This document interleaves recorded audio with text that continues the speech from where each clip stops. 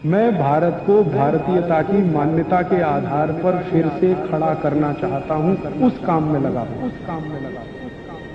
एक दिन का राष्ट्रीय अवकाश, पोप मर गया तो 3 दिन का राष्ट्रीय, और भारत का कोई भी बड़ा धर्मगुरु मरे तो किसी भी दिन का अवकाश नहीं। और उससे भी ज्यादा खराब बात है, पोप जो मर गया ना, हमारे देश में देखिए क्रिश्चियन इंस्टीट्यूशंस कैसे काम करते हैं। पोप ने मदर टेरेसा को संत की उपाधि दिया। आपको मालूम आधार क्या है? आधार ये है कि मदर टेरेसा ने एक बार किसी महिला के शरीर पर हाथ रखा और उस महिला का गर्भाशय का कैंसर ठीक हो गया। मदर टेरेसा में चमत्कारिक शक्ति है, इसलिए वो संत होने के लायक है। ठीक है, अभी ये साइंटिफिक है, ये साइंटिफिक है कि उन्होंने किसी के कंधे पे हाथ रखा और उसका गर्भाशय का कैंसर ठीक हो गया, इसलिए मदर टेरेसा संत होने के लायक है। ये 100% सुपरस्टिशन है, अंधविश्वास है, लेकिन भारत सरकार ने इसके खिलाफ कुछ नहीं किया। ठीक है, अब भारत के कोई साधु संत अगर इस तरह का काम करें तो वो जेल के अंदर, क्योंकि वो अंधविश्वास फैला रहे हैं। कानून ऐसे बनाए जा रहे हैं आपके देश में, कोई क्रिश्चियन करे तो साइंटिफिक है, हिंदू करे वही काम को तो अनसाइंटिफिक हो गया। और महाराष्ट्र में एक संस्था बनाई गई है, अंधश्रद्धा निर्मूलन समिति, वो यही धंधे में लगी रहती है।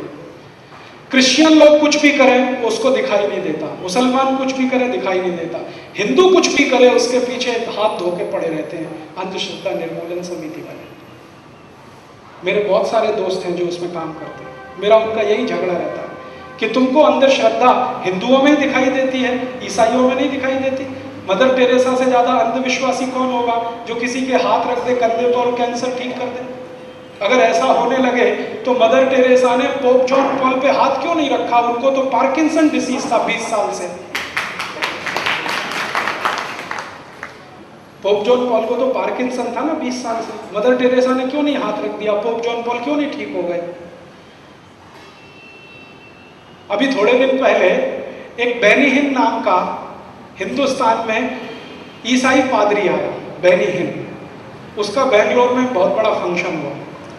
तो उस फंक्शन में वो तमाशा क्या करता है, आपको ईसाई बनने का है, वो संघ परिवार उसमें जाइए, सभा में जाइए, वो भाषण करेगा, 10 लोग खड़े हो जाएंगे, वो बोलेंगे इसका भाषण सुन के मेरा कान ठीक हो गया, इसका भाषण सुन के मेरी आंखों की रोशनी ठीक हो गई, इसने भाषण किया तो मेरे शरीर के सारे खून में कोलेस्ट्रॉल कंटेंट खत्म हो गया, इसका भाषण सुन के तो मुझे हार्ट अटैक आना बंद हो गया। ये बेनी हिन तमाशा करता है। फिर 20 लोग ये सुना देते हैं, सब लोग कहते हैं हाँ हाँ बहुत अच्छा है, तो आप भी ऐसा करो तो आप सब ईसाई हो जाओ। हाँ हाँ हम हो जाएंगे, गले में चर्च डाल देते हैं, क्रॉस, ऐसे ये सब तमाशा होता है।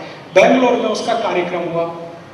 ठीक है, हमारे भारत के बहुत सारे संगठनों ने सरकार को पूछा कि ये अगर बेनी हिन कर रहा है तो ये सांप्रदायिकता नहीं है, ये धर्मनिरपेक्षता है क्या?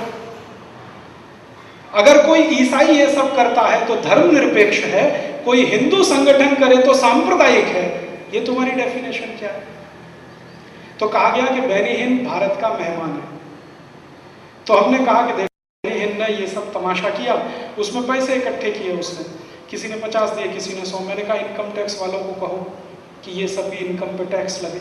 उन्होंने कहा ये तो टैक्स फ्री इनकम है, क्योंकि चर्च की सारी इनकम टैक्स फ्री, चर्च के नाम पे कलेक्शन किया।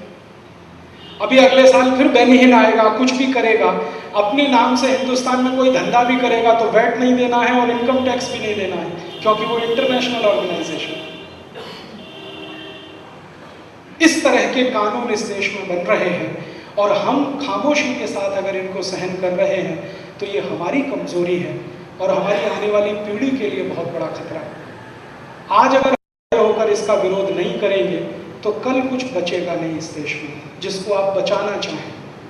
अगर धर्म गया, संस्कृति जाएगी, सभ्यता जाएगी। और ये वैल्यू एडेड टैक्स का आक्रमण धर्म के ऊपर है, अर्थ के ऊपर नहीं है। मैं आपसे बार बार कह रहा हूं।